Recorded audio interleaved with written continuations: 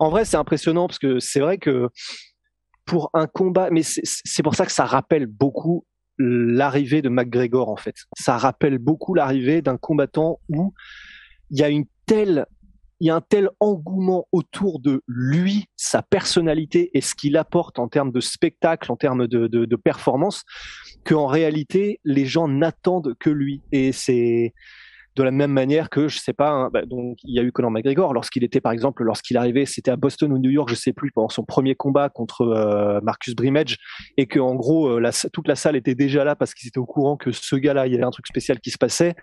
Même Joe Rogan, on l'entend dire au micro, ok, là c'est pas normal d'avoir une telle ovation et un tel accueil pour un combattant pour son premier combat, c'est vraiment quelque chose d'étrange. Et donc l'avenir a donné raison à Joe Rogan et puis à tous ces gens-là, puisque donc c'est devenu la plus grande star de tous les temps dans le monde des sports de combat modernes, disons peut-être de ces 20 dernières années. Je pense qu'on peut dire ça, Conor McGregor. Et on ne dit pas que c'est ce qui va arriver avec Khamzat, mais c'est un peu les mêmes étapes qui seront validées les unes après les autres. C'est-à-dire, j'attends pour Khamzat quand même le gap culturel. C'est surtout ça où moi, pour l'instant, j'ai quelques, pas craintes, mais quelques interrogations. Mais je pense qu'il peut, le truc qui est vraiment intéressant, c'est que tu vois, Khabib, culturellement, c'était vraiment très proche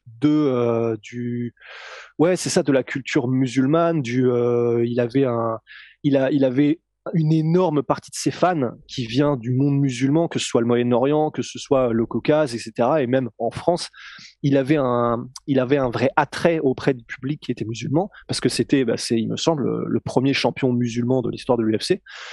Mais ce qui est vraiment intéressant avec Khamzat, c'est que j'ai l'impression qu'il fait les deux en même temps, il fait les deux mondes.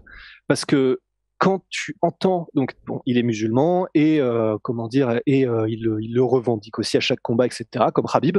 Donc il a cet attrait, je pense, pour le monde musulman qui fait que c'est un marché. C'est vrai que l'UFC n'avait pas avant particulièrement et qu'il a vraiment commencé à bourgeonner.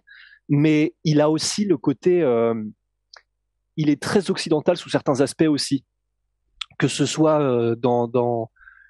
la manière dont il est avec Darren Till quand il fait les 400 coups, quand il va, je sais plus, sur la piste de ski, quand il va chiner des petites meufs, etc.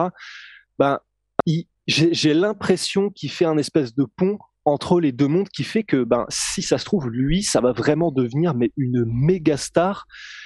Conor McGregor, je pense que c'est quasi intouchable, mais en tout cas, vraiment quelque chose de l'ordre d'un gars qui peut vendre, je sais pas, 800, 900 000 pay-per-view à chaque apparition, tu vois.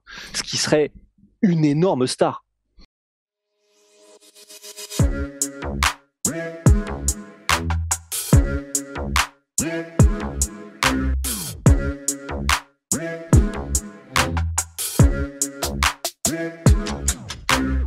pourrait trouver payé